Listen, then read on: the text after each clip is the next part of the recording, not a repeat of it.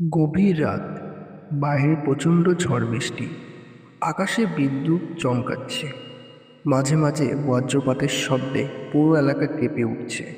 চারপাশে অন্ধকার, শুধু জানলার কাছে বৃষ্টির টুপটাপ শব্দ। রিয়া জানলার পাশে দাঁড়িয়ে আছে, হাতে এক কাপ গরম চা। তার চোখে অদ্ভুত এক অপেক্ষা। আজ 3 বছর পর অর্ণব ফিরছে। শহরের বাইরে চাকরি করত সে। ঝড়ের রাতে তার ফেরার কথা ছিল না, কিন্তু হঠাৎ ফোন করে বলেছিল, রিয়া, আজ রাতেই ফিরছি। তোমার কাছে না এলে এই বৃষ্টিটা অসম্পূর্ণ লাগছে। ফোনটা রাখার পর থেকেই রিয়ার বুকের ভিতর কেমন অস্থিরতা কাজ করছে। বাইরে ঝড় যতই বাড়ছে, তার মনেও ততই ঢেউ উঠছে। হঠাৎ দরজায় কড়া নাড়ার শব্দ, টক টক। রিয়ার হৃদস্পন্দন যেন থেমে গেল। সে দৌড়ে দরজা খুলল। সামনে ভিজে একেবারে নীল হয়ে দাঁড়িয়ে আছে অর্ণব। চুল থেকে পানি ঝরছে, চোখে সেই চেনা হাসি। এভাবে এলে পুরো ভিজে গেছে।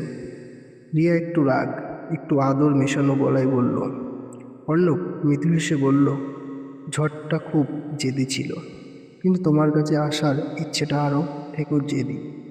রিয়া তাড়াতাড়ি তোয়ালে এনে তার চুল মুছে দিল। অর্ণব চুপচাপ তাকিয়ে রইল তার দিকে। 3 বছরের দূরত্ব যেন এই এক মুহূর্তেই মিলিয়ে গেল। বাইরে বজ্রপাত হলো। রিয়া হালকা ভয় পেয়ে অর্ণবের কাছাকাছি চলে এলো। অর্ণব নরম গলায় বলল, ভয় পাচ্ছ? রিয়া মাথা নাড়ল। ঝড়কে না, তোমাকে হারানোর ভয়টা এখনো যায়নি। অর্ণব ধীরে তার হাতটা ধরে বলল, আমি দূরে ছিলাম কাজের জন্য, কিন্তু মনটা তো সবসময় তোমার কাছেই ছিল। বৃষ্টি আরও জোরে নামছে, ঘরের আলো হালকা দুলছে। দুজন পাশাপাশি বসে আছে সোফায়। অর্ণব তার ব্যাগ থেকে একটা ছোট্ট বক্স বের করলো। এটা কি? রিয়া অবাক। খুলে দেখো। রিয়া বাক্সটা খুলে দেখলো একটা ছোট্ট রূপোর লকেট। লকেটের ভেতর তাদের দুজনের পুরনো একটা ছবি। রিয়ার চোখ ভিজে উঠল। এটা এখনও রেখেছ? অর্ণব মৃদু হেসে বলল, সব ঝড়ে যদি কিছু না কিছু হারায়, তবে আমাদের ভালোবাসা কেন হারাবে? বাইরে আবার বিদ্যুৎ চমকালো। ঘরের ভেতর নরম আলোয় দুজনের মুখ আরও উজ্জ্বল হয়ে উঠল। রিয়া ধীরে বলল, জানো, এই 3 বছরে অনেক ঝড় গেছে, কিন্তু প্রতিটা রাতে আমি জানলার পাশে দাঁড়িয়ে ভেবেছি, একদিন ঠিক এমন ঝড়ের রাতেই তুমি ফিরে আসবে। অর্ণব তার হাত শক্ত করে ধরে বলল, আমি আর কোথাও যাব না, এবার তোমার সাথেই থাকবো। ঝড়ের শব্দ ধীরে ধীরে কমতে শুরু করলো। বৃষ্টি এখন মৃদু, যেন প্রকৃতিও শান্ত হয়ে গেছে। রিয়া মাথা রাখল অর্ণবের কাঁধে। বাইরে ভোরের আলো একটু একটু করে ফুটছে শুরু করছে।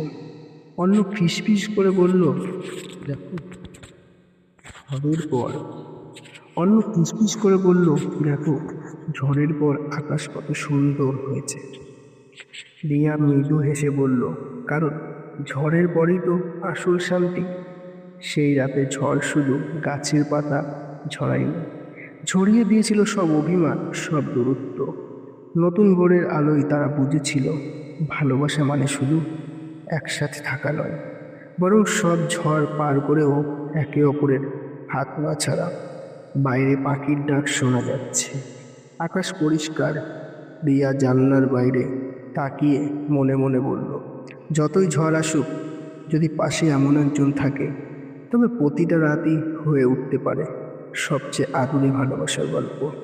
তো বন্ধুরা, এই গল্পটি কেমন লাগলো অবশ্যই তোমাদের মতামত কমেন্টে জানাবেন। আর এই রকম ভালোবাসার গল্পগুলি পেতে অবশ্যই চ্যানেলটি সাবস্ক্রাইব করে আমাদের পাশে থাকবেন।